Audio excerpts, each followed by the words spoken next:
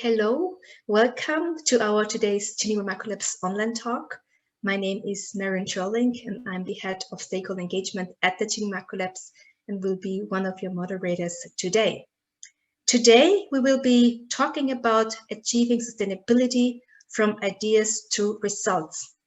We have the pleasure to exchange with you and we have two speakers that have complementary backgrounds who will both be looking from different angles on how to connect sustainability goals to concrete strategies to achieve them. I will present the speakers in a minute. But before I do so, I would like to share with you a couple of words about the Geneva Macro Labs and our online talks series. We are a think and do tank based in Geneva, Switzerland, and are an international diverse team. Our mission is to leverage the institutional, financial, and human capital around us. How? We co-develop solutions, we publish respective papers, we address policy measures, we started a discussion paper series just recently, we host conversations in form of events, conferences, webinars like this one, after work gatherings or workshops, and just started an exciting initiative with the working title, The Impact Labs. The Impact Labs are our forum that supports our aim to bringing thought leaders together from different sectors to collectively develop projects on how to use innovation, impact design, new technology in such a way that our future becomes sustainable for all. The Impact Labs are piloting a new impact process, and if you would like to learn more about it and are interested to join our endeavors, please reach out to us. We will show and share with you our contact details at the end of this webinar. So today we will focus on the question why sustainability as a guiding principle matters to all sectors and how to use different methodologies to be at ease with uncertainty. So let's have a look at the agenda.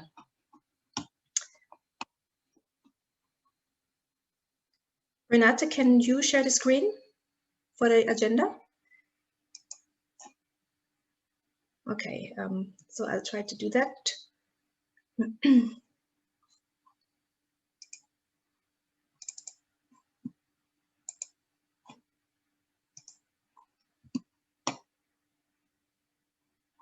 Yep.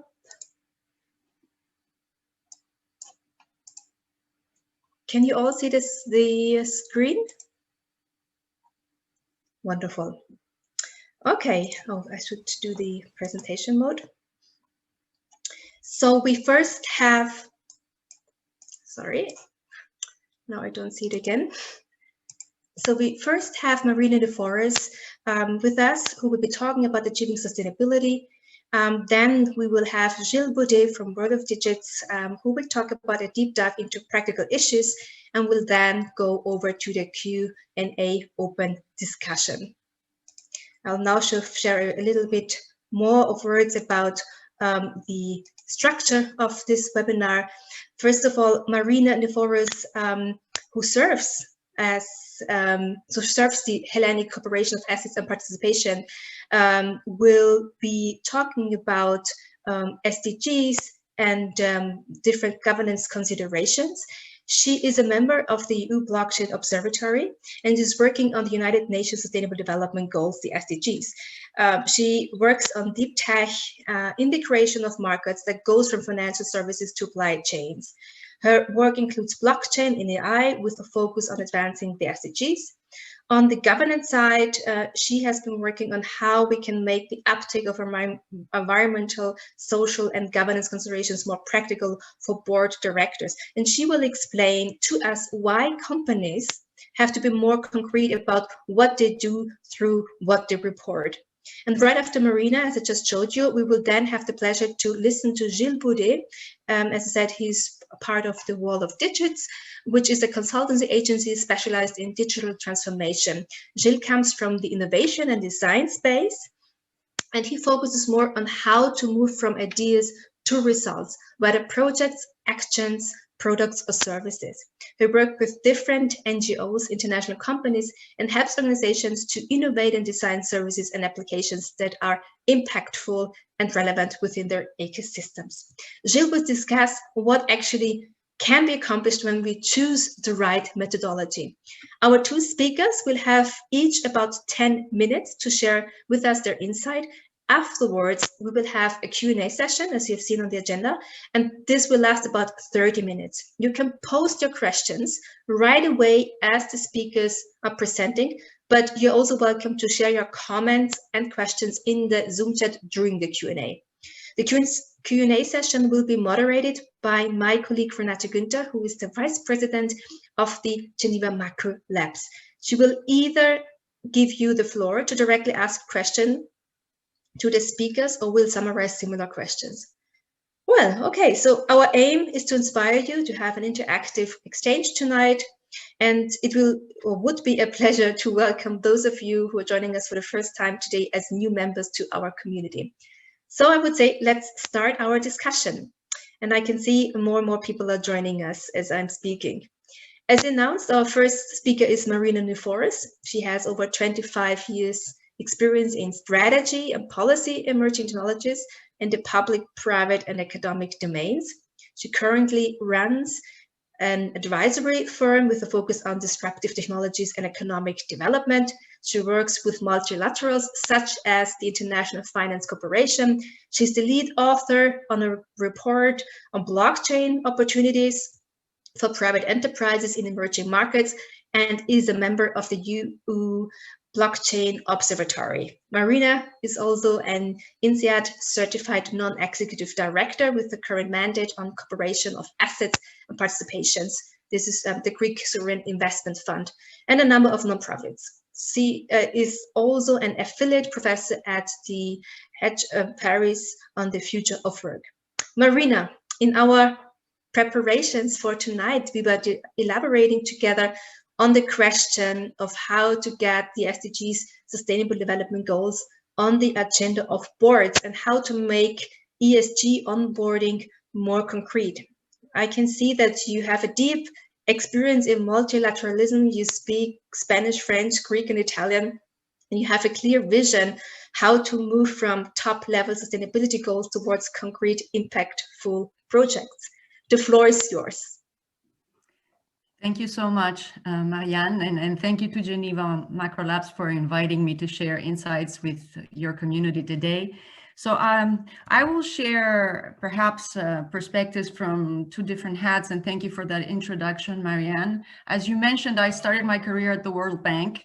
I'm an economist by training, and so I am very familiar, let's say, with the general mandate of promulgating SDGs at the forefront in the context of multilaterals. And then I kind of made a switch in my career, and for the last 20 years, I've been sort of mostly in the private sector, and the last few years kind of straddling three different dimensions between academia, the public, and the private. And the reason I'm mentioning it, because I think when we're trying to define how do we achieve faster progress on sustainability, one of the main problems and challenges we are facing is one of definition. And I'm not arguing semantics. I think it's very important to understand what we are setting as a target if we are to achieve it. And unfortunately, there's not a similar understanding or depth of understanding that is equally shared, let's say, in the multilateral organizations where a lot of acronyms and generally the policy-making environment, where a lot of these things are kind of common language, everyday language, SDGs, Agenda 2030. For a lot of business leaders, it's not exactly clear what we're talking about. There's often a confusion that sustainability is basically environmental concerns and doesn't give enough also emphasis on the social or economic proponents of that. The second issue, beyond going a step down, is if we try to identify sustainability as the attainment of the Sustainable Development Goals. And the question there is exactly which ones are we talking about? So let's say you're in a private company and you're faced with all 17. I'm not going to enumerate them because I'm sure everyone's familiar with them, but just to state how ambitious the agenda is, I'll just cite the three overarching objectives of that, which is end poverty, protect the planet, and ensure peace and prosperity for all. So that's quite a daunting, ambitious agenda. And I will go to number 17 because I think this is probably what we're talking about today. And the number 17 is strengthen the means of implementation and revitalize global partnerships. And I think there is the crux of the matter. I think there's consensus around what the goal should be. There's not necessarily agreement or even understanding of what the tools are for us to go to results. And I think, though, there is an implicit understanding, and I think even the multilaterals are very keen on promoting the role of the private sector in this. It's the private sector and companies that run global supply chains and that ensure there is the creation of jobs and economic growth across those value chains that link emerging markets to developed markets, etc. So the role of the private sector in promoting sustainability concerns cannot be understated. And yet at the same time, I would say that the mentality or the incentive structure in private companies is not always aligned to this overarching objective. Let's not forget that most, the prevalent framework under which most companies have operated in the last 20, 30 years has been one which focuses almost exclusively on sort of Milton Friedman's model of shareholder capitalism at the exclusion of everything else. Of course, there have been companies who have been very active on assuming a role that would promote sustainability concerns or human rights concerns, sort of social governance issues or environmental governance issues. But all in all, the driving force behind public markets where companies basically find investors and operate has been shareholder a shareholder focus to the exclusion of other types of stakeholders. And what that happens is you have a focus of the company and the board by extension that is on short-term results. And that runs counter to a lot of sustainability concerns that require time in order to render results. And they require organizational change for which you have to have the impetus from the top in order for them to take effect. So I'm stressing this dichotomy because I think it's still present there between the will, sometimes even as private persons and private citizens, as executive, as non-executive directors in companies to do more to advance sustainability, and somehow feeling a little bit powerless in a corporate culture, in a corporate system where they're forced to run very fast and with almost an exclusive focus on financial results, keeping your quarterly results, et cetera, keep your eye on the profit. And for a lot of companies, the issues about social concerns has been the domain of public goods. So, a lot of them said, this is not our domain. Our domain is to create value, to render results to our shareholders, to create profit, and to create jobs by extension. The rest is an issue of governments, of other, NGOs, other actors, but it's not our domain. And I think that's what's come, and I will come now to, I think, a crossroads that we're facing today, because I think the pandemic crisis has exposed both the vulnerabilities of our system, but at the same time has given us an opportunity, because he has challenged a lot of these orthodoxies that were around how do we run businesses, and has opened the door to have different kinds of discussions within the boards and within the companies themselves, but also sort of with in the stakeholders at large. And I will sort of put a little bit of a parenthesis, because I think, and these are not my personal opinions, these were the opinions voiced by UN Secretary General Guterres. They just released their SDG 2020 agenda, which basically admits that, the COVID is going to have a devastating effect And it's going to be a setback in attaining our goals in terms of what had been assigned as the SDG agenda. There's just to cite some sort of kind of grim numbers, there's an estimated 71 million people that are expected to be pushed back under the poverty line, extreme poverty line. And that has not happened since 1998. Underemployment and unemployment is going to be calculated around 1.6 billion globally. 1 billion people living in slums will be much more vulnerable because they will not have access to clean water, housing. Therefore, they're going to exacerbate the health crisis that's already underway by the virus pandemic. Effect on schooling, etc. And of course, they're going to be the most vulnerable. They're going to be touched by that. Basically, children, the elderly, and last but not least, women. So there's an acknowledgement, I think, by the UN that the COVID is going to set us back. But at the same time, and this is paradoxical, on the private sector, since the beginning of the crisis and even before, but I would say since the beginning of the crisis, we have seen sort of an unprecedented mobilization around ESGs. There's not a day you open the Financial Times or some other economic newspaper when you don't hear about a new asset management fund around, ESGs or green or values-based management around ESGs. Very large asset managers controlling in the trillions of assets, such as BlackRock, Goldman Sachs, Morgan Stanley, have launched new funds around this and have made very vocal statements on how they want to reinforce their presence in this type of investment, sort of impact-related investments, as well as putting more stringent conditions to the companies that they invest for reporting and transparency on ESGs. So in addition to that, we have seen an unprecedented inflow into impact funds. In the US alone, since the beginning, and these are data that I was able to obtain that date back to April, so I'm not sure where we stand today, but there have been more than 10 billion that have flown into impact funds in the US, whereas there was almost double than that an exit from traditional equity funds at the time when the virus hit.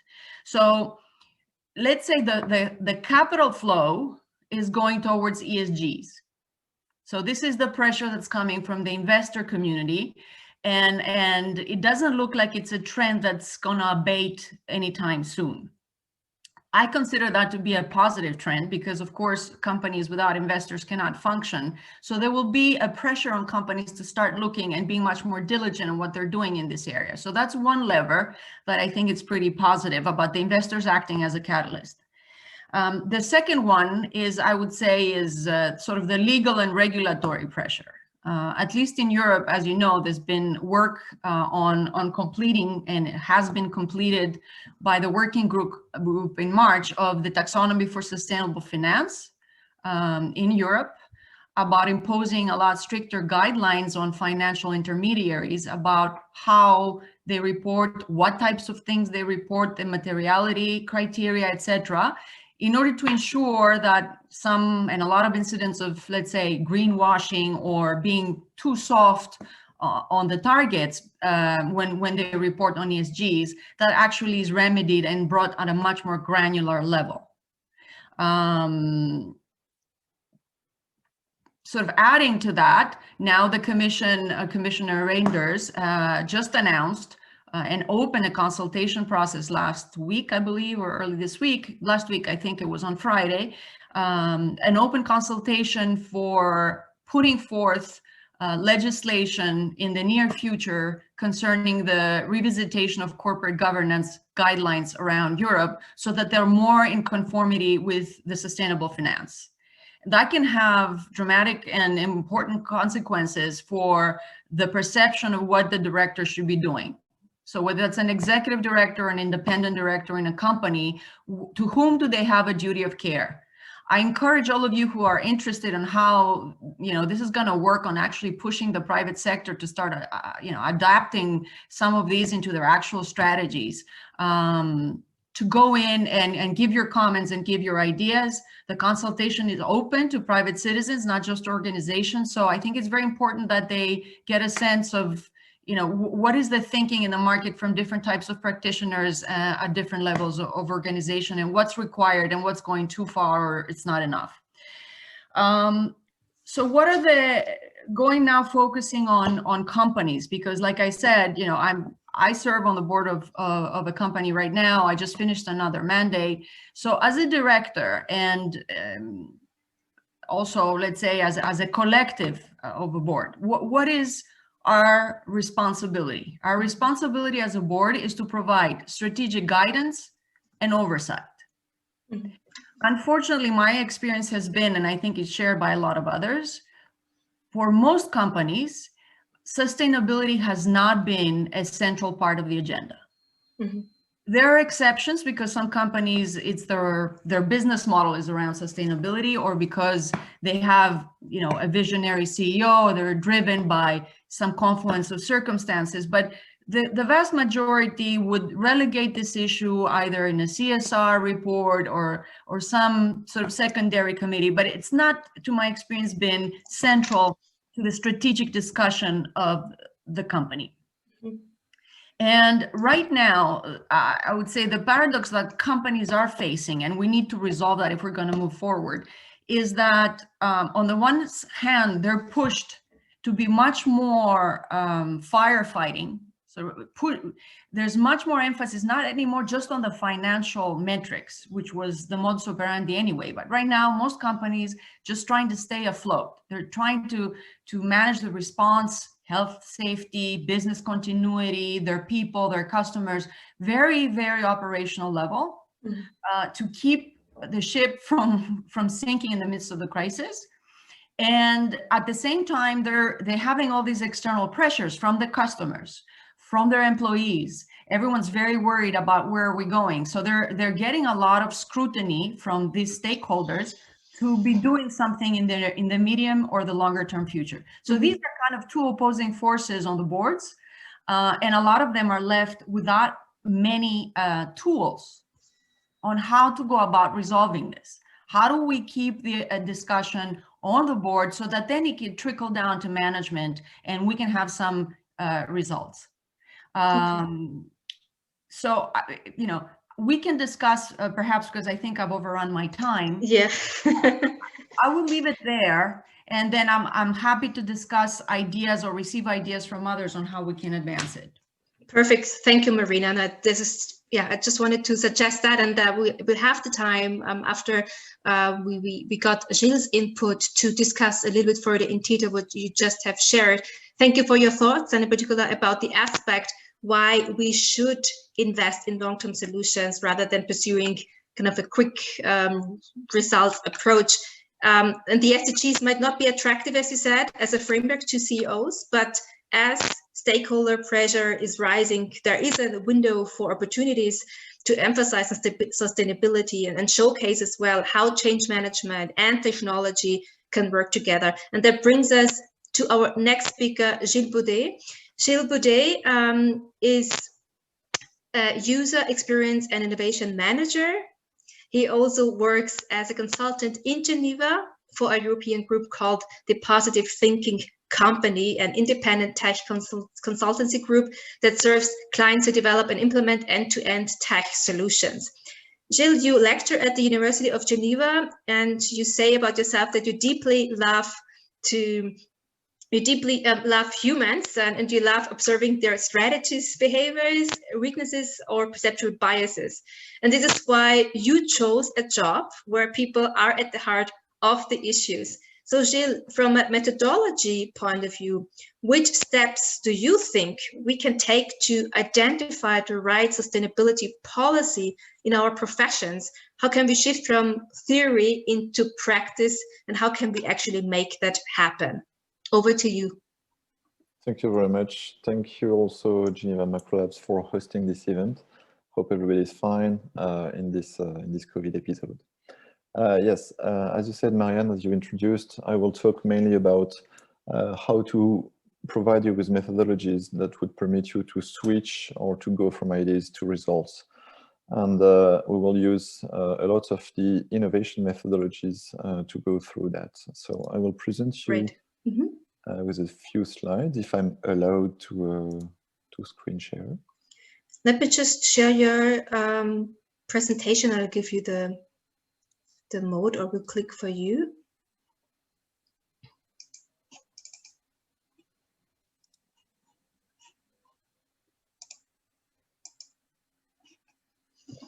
Maybe you just start already, and we'll try to give you then the okay, floor. Thanks a lot. I will present myself in a few words. So, as said, I'm working in the user experience and innovation world, and I would say my very special talent lies in connecting things that, at first sight, have nothing to do with each other.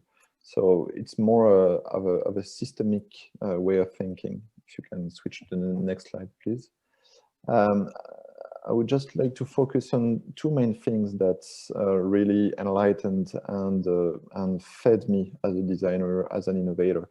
First, it's those people who have this ability to think from scratch, a completely different world.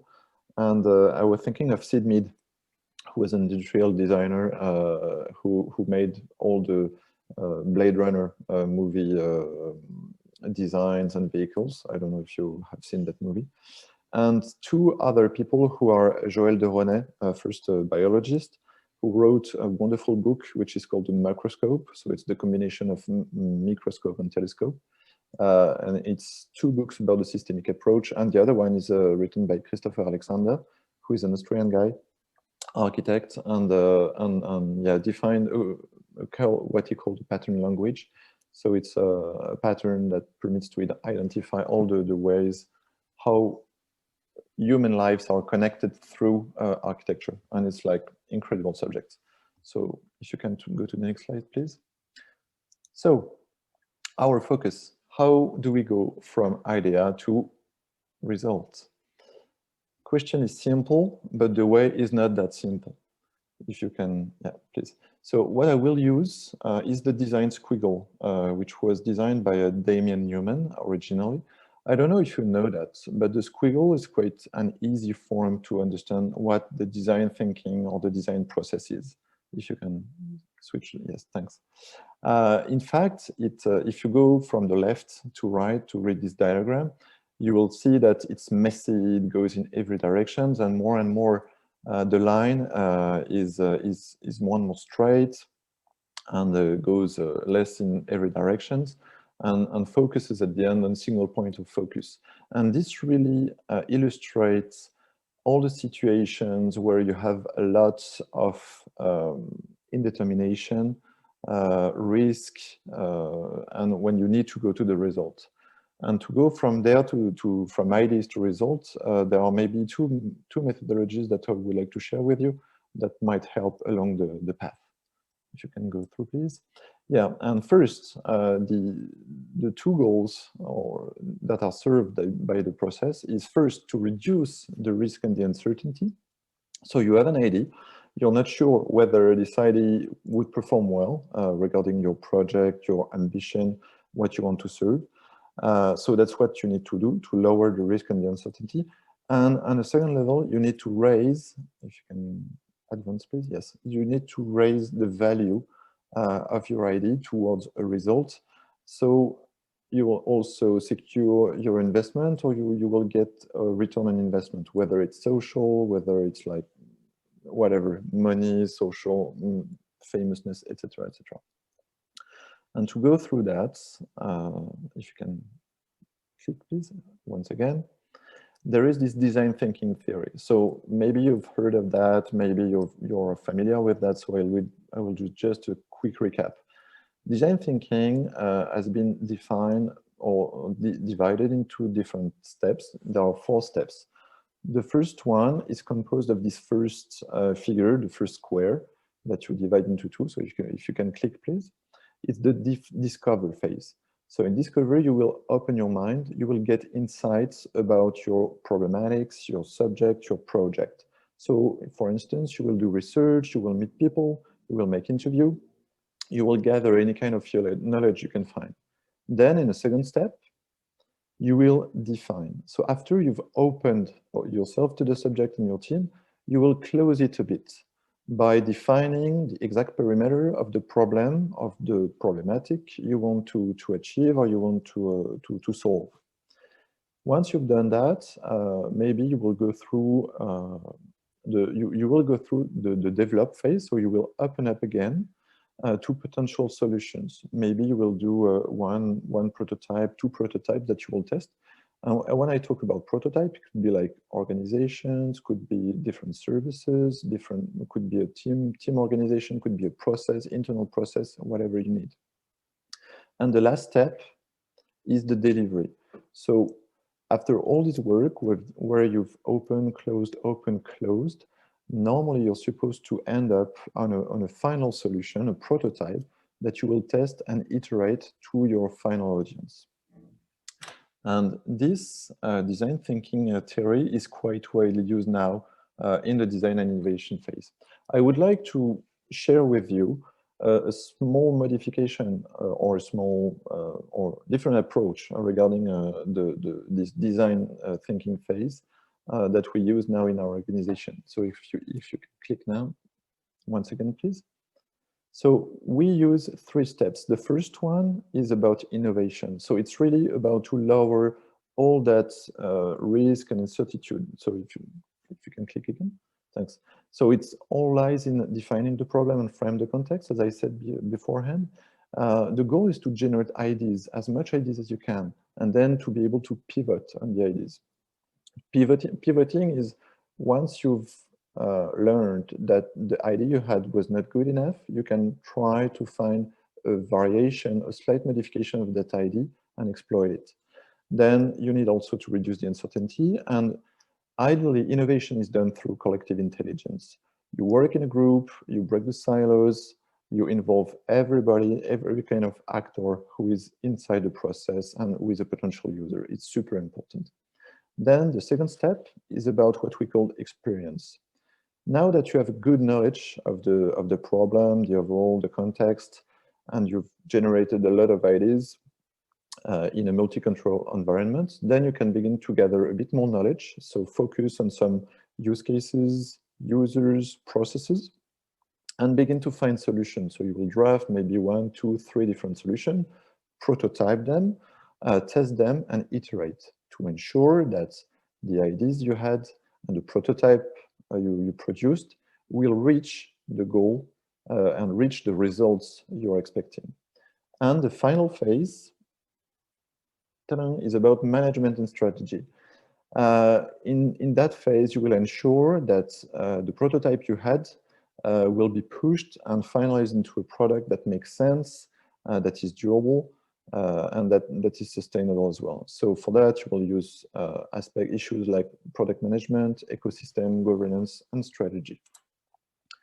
And this methodology, this way of breaking the risk, the uncertainty into a result is a methodology that is widely used today in the innovation domain and the user experience domain. Another thing is that where would it be possible to use and what kind of fields of application can we use that? So if you can click, please. Thanks. There are many of them. The first one are services, for instance. So imagine that you need to go from a point to another. Another one is a product. So whether it's a digital or a physical product, it could be a phygital as well, mixing digital and physical. You can use that with organizations, how to reach the better results based on the persons you have, the resources you have, whether it's like whether the team is like located in multiple places. And then you can also use it in the education domain or even in your personal life, which is what I do. In fact, these innovation processes can be used almost everywhere where uncertainty exists. If you can click, please, and once again. But one last thing, something super important. Technology is not a solution. If you can click. in the better, it's sometimes a useful tool to achieve a goal. If you can click again, please. For instance, we hear a lot about artificial intelligence, blockchain, machine learning, for instance, automatization. And often when people try to innovate or to go forward or to make value from ideas, they think technology first. And I think it's a big mistake. We can achieve low costs, easy to do results, even without using super advanced technology, which are like super sharp and state of the art. And it's super important not to forget that. And to finish my talk, I would just like to propose you with a case study to open up the debate maybe and to be a bit polemic, for instance. So think of this design squiggle and think about the mobility issue. If you can click, please. On one side, we have these mobility needs. They are super different. For instance, going to work, buying some stuff, having goods travel from one part to another part of the world. And this causes pollution with the gas vehicles. There is also a huge impact on the climate change, which has also impact on other many topics, which is caused somehow, one of the aspects is the globalization. For instance, the goods going around the planet. And in the mobility, there is still an appetite for comfort, like transporting human beings or goods in a way that they are not like broken, or they can still be operated when they arrive. And what we have today as a solutions to avoid gas vehicles, if you can click, is often, if you can click, please. Yes, thanks. Now, more and more people, they talk about electric cars, like, oh yeah, it's the revolution, it's the incredible thing that's happening now. And yes, but it still generates pollutions. We have to produce the batteries. And I don't think that it's a sustainable way of moving people or goods from a place to another. Then we have also other solutions, like autonomous driving, like mobility as a service, like transport on demand.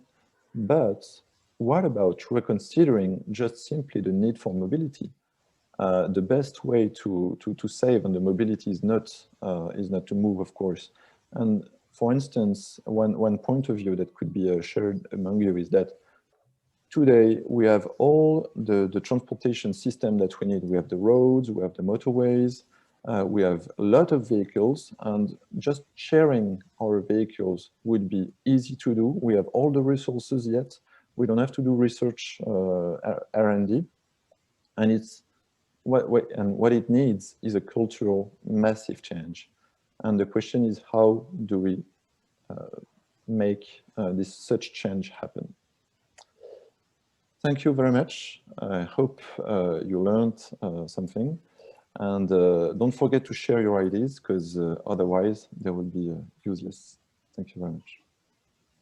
Thank you, Gilles. That was fabulous, and I can see that we're a little bit over time, so I'll move right away to the Q&A session. But thank you for making the point of methodology and showing us which steps we can take to identify the right sustainability policy in our professions. Let us go now to the Q&A session and elaborate a bit more on what you have just said, Gilles, and as well on the main points of Marina's presentation. Renate, you were following now the questions in the Zoom chat.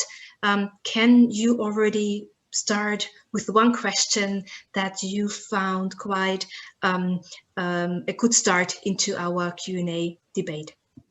Sure, thank you. So let's start with a question from Rosella Meo, and I understand, Rosella, you have a question for Marina and a comment for Gilles. And afterwards, I would like to ask Michele. Michele, you had a question for Gilles. So Rosella, would you like to ask your question? Would you like to unmute yourself and ask your question?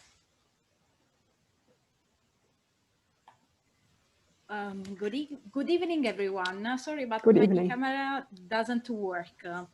I'm Italian, I'm studied sustainability in Switzerland. So I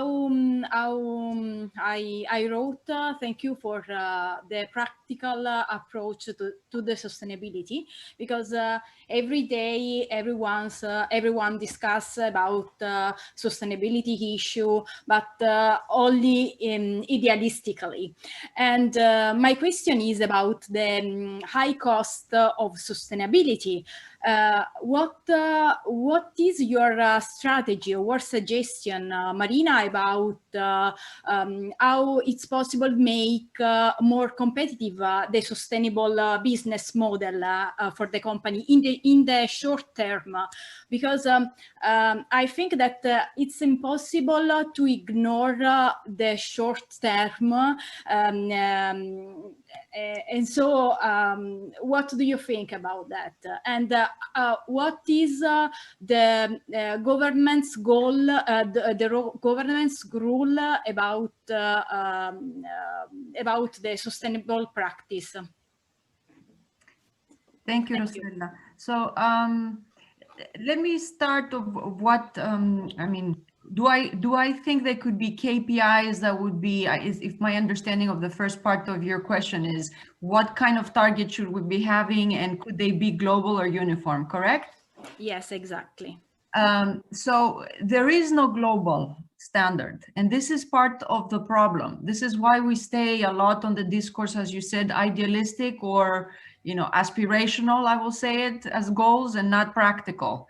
There've been many different types of methodologies that companies have been using, the GRI, the PRI, Sustainalytics, etc., the TCFD, if it's only specific on climate. So actually, there's been a drive lately to try to have one standard. And I think that's behind what the Commission's work, I mean, that's what the rationale behind the Commission asking for a consultation and providing some specific guidelines on sustainable corporate governance practices. Because for them, this is not just to do it as an intellectual exercise. You know, this is supposed to support the green growth strategy. And so if we're going to be asking companies to use the funds that mostly governments are going to be putting to work for the recovery of the post-COVID and the economic slowdown, if we're going to attach conditionality to those funds on green targets, you know, what are the tools? So I think that's sort of the incentive also to try to give more guidance to companies who will come back and will ask, you know, okay, this is all fine, but which standard do we use? How do we measure things? To whom do we report? You know, these are questions that might sound simplistic, but for a company, they're also their legal obligation. So we need to provide clarity, as well as, you know, perhaps not one, but at least convergent methodologies. And again, like I said, there was an initiative that came out just a couple of months or a month ago. The big four auditing companies have gotten together and they're proposing one single standard for performance. That can facilitate, I mean, a lot the work of private publicly listed companies, because that means your auditor perhaps now will propose to you to also have a framework, not only for your financial results they're going to be auditing, but your extra financial, so the sustainability reporting. And that's very important. So we need a standard. We hope that the regulator, the Commission, or other bodies that are supranational bodies will do it, because then it will have to cascade also on the national arenas, at least for the European part. In other jurisdictions, such as the US, where, you know, there's a lot of debate whether a company should have this and whether there should be regulation at all. Even there, I think people are starting to accept that this is important for the competitiveness of their companies. The Business Roundtable, which is a business association of large groups, has launched an initiative to include stakeholder concerns in the corporate purpose, which is almost unheard of in the US. So they've launched this initiative under the guidance of the World Economic Forum. They're not as concrete as the taxonomy in Europe and the corporate guidelines, but at least it's a step in the right direction. Okay, thank you I'm very not much. sure I answered your question. The other thing I would like to say is, how do companies move in the short term? Because I think that was an important point you made. So I'd like to say, you know, it's not that you have to do the 17 sustainable development goals by the end of the year. And I think that can also be used as an excuse by companies not to do anything at all.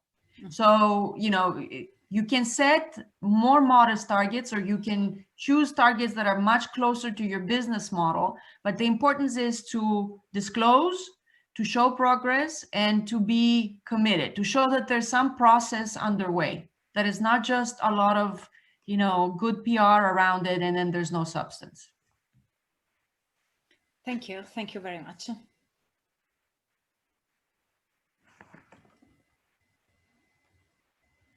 Renate, I think you are muted. Sorry. Thank you, Marina. And we need actually outcome and not only good PR. So, Michele, you have a question. Would you like to ask your question? Yes, please. Thank you very much for to both speakers for excellent presentation first. My question was again about the short-term result, and I would like to see to hear the opinion about if stopping or at least reducing some of the obsessive analysis on short term and focus more on long term will help to achieve business driving purposes. I strongly believe that we are in a changing phase, and we need to be almost any business need to be much more purpose driven, and even society is going on that direction slowly. So how we concretely can, let's say, force the board to make more operative purpose that maybe reducing the obsessive attention to short term and having a much more wider view may help. What is your opinion? Thank you very much.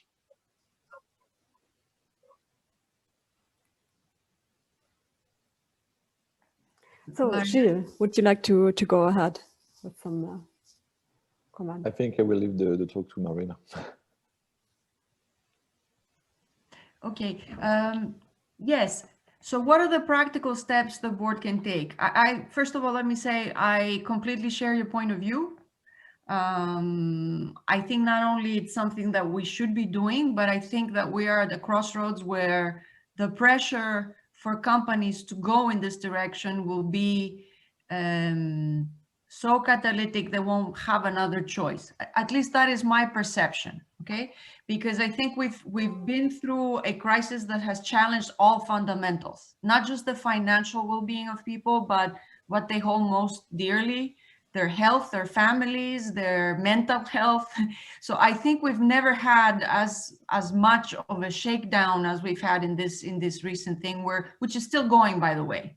So I think companies as well were shaken out. I mean, there are companies who abandoned traditional operations to kind of channel their machines or the productive capacity to actually support something that was needed as a public good, to make masks or to make ventilators.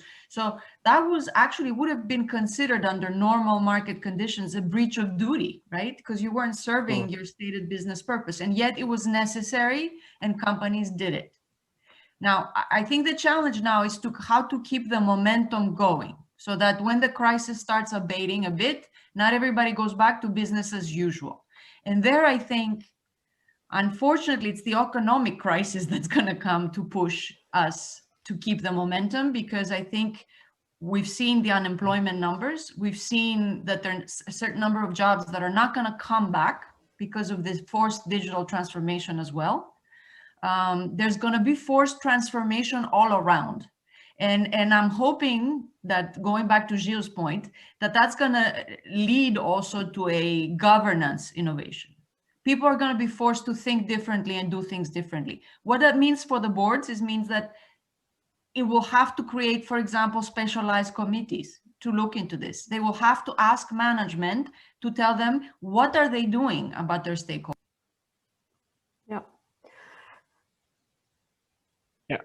Thank you, Marina. Oops. Gilles, you had a comment or a contribution regarding the tool presented by Gilles. Would you like to comment that? Yeah, I think it's a question I have that's somewhere in between what Marina presented and Gilles presented. I've done 20 years of R&D, so I know what Gilles presented, and I come from business world, and I'm very aware of the problem Marina presented. And to me, the bulk of the problem is that there's no willingness to pay on the customer side, and there's no incentive on the regulation side today. So the business case is very weak at the moment to really go and develop something new that's a new business model, because just the math doesn't work. So if we put aside those two options, which are to increase price, which means a willingness to pay, or to increase cost, which means increasing regulation and taxes, what are the other alternatives to create a business case in your mind, either Gilles or Marina? If I can answer, or just give the first part of the answer. In the innovation methodologies, we have an object that we call the MVP, minimum viable product, and more we work with that. It comes from the software industry, which means that when we're about to create a product or a service, we begin with the basic features first. We don't try to overbuild a product. And I would say that more and more opposed to today, where the product are maybe like too full of different features. Look in your smartphone, for example, like, I don't know, any map application, you can like recommend something to a friend or write something. Is going like way beyond the first functionality.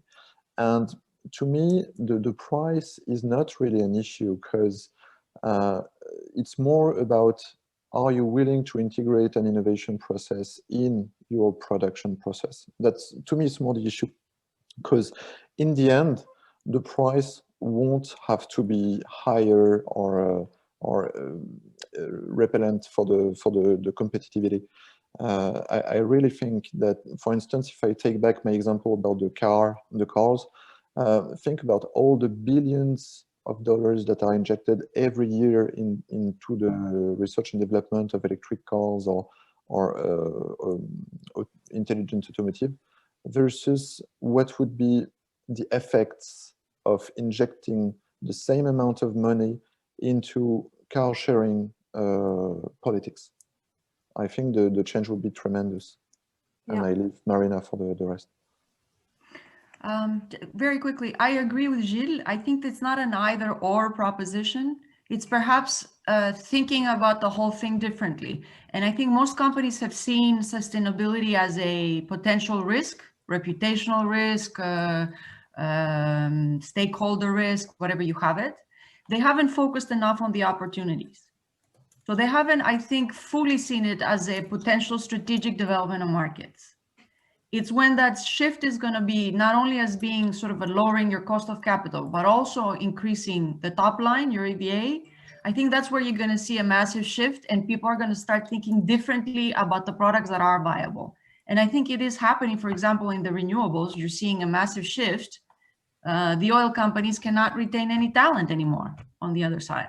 So, I think you're seeing that it's a mind shift. It's about whatever you want to call it, paradigm shift. But right now we've been seeing how to innovate as close to the existing market as possible. And of course, doing either or, it's more expensive to do it differently when nothing else changes.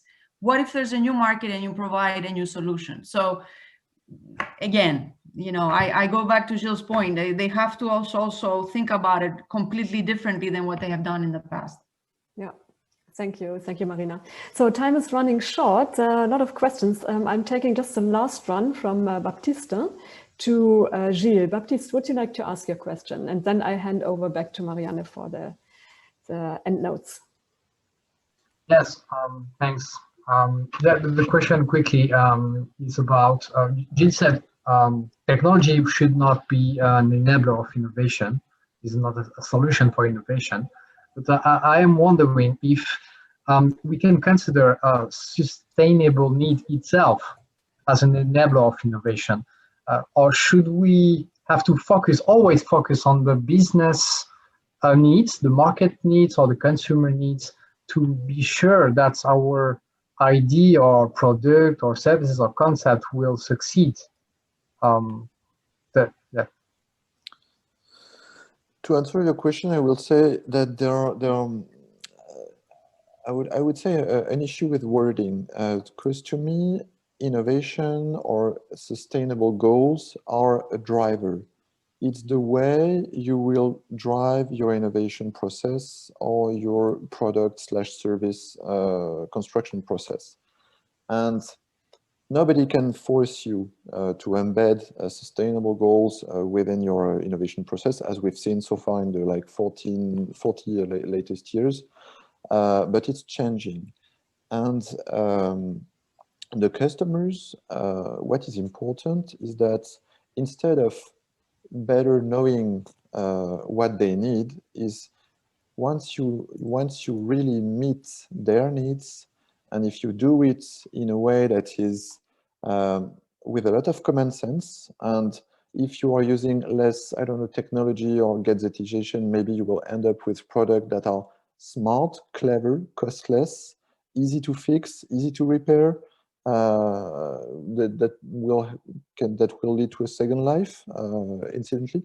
So you can add features that will serve sustainability, that can meet users' needs.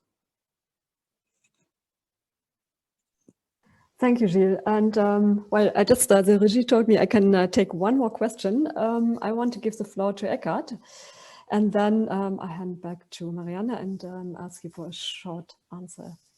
Yeah, and thank you, Renate, and thanks to both speakers. Very, very insightful, interesting. One quick question that summarizes a bit a couple of other questions here. I mean, the question really is how do we make sure that we get the buy-in, the long-term buy-in for businesses around SDGs, and in particular, is there something that we can do on the balance sheet that we actually need to do? I mean, in a sense that do these risks and opportunities that Marina was talking about, can they be reflected somehow on the balance sheet, not only in CSR reports? I mean, is there something that we need to do here? And maybe it does mean that we have to change our regulation.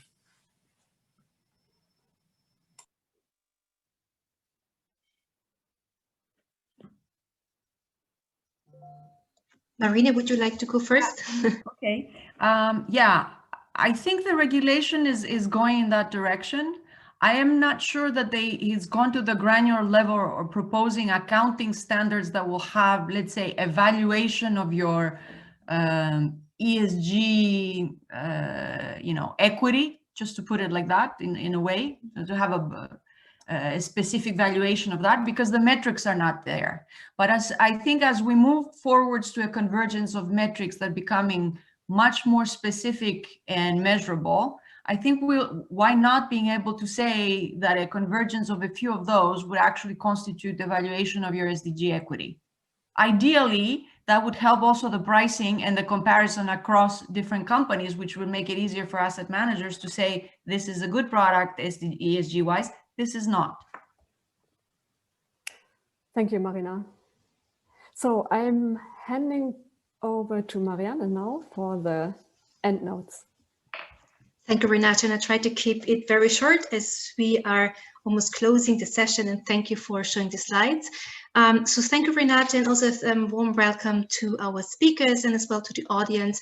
I hope that we addressed most of your questions in that chat, but please note that there is the opportunity as well to get in touch with us, to reach out through email, through LinkedIn, through the social media that we are just showing here on the slide.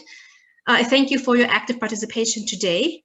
And yeah, on Wednesday, the November 18th, we will focus on the question within our next webinar, if multilateralism is fit for purpose. And here for this webinar, we will have Prakash Lungani from the IMF and Desiree Leclerc from Cornell University. We are looking forward to stay in touch with you, share with us your feedback, reach out through social media, as I said, drop us a line over email, and you're welcome to review our webinars and recordings at our YouTube channel. And last but not least, stay well in these turbulent times. A bientôt, thank you and goodbye.